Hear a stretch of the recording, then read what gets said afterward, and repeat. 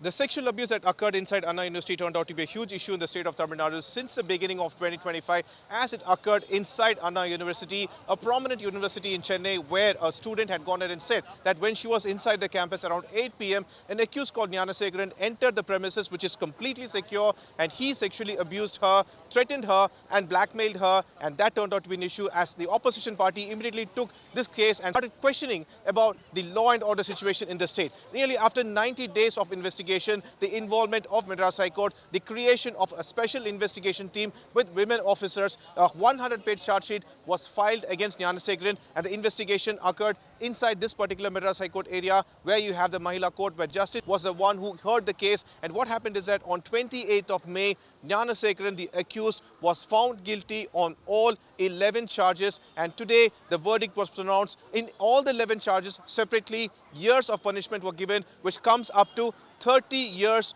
of imprisonment without remission and a fine of rupees 90,000. We have the counsels who represented Jnana Segaran. Sir, what is the verdict? How it has come down? Sir, the verdict is very harsh against the accused today. So we are very much worried about the verdict today.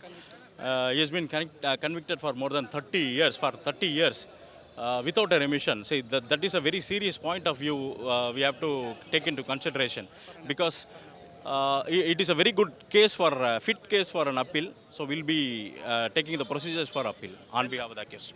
Has the verdict been given in such a manner that in all the 11 sections separate years have been announced? Yes, sir. So all the 11 sections they have given punishment and in all the 11 sections except 64.1, other sections, all the other 10 sections have got only smaller punishments, like from 1 month to 3 years of imprisonment and simple imprisonment and fine.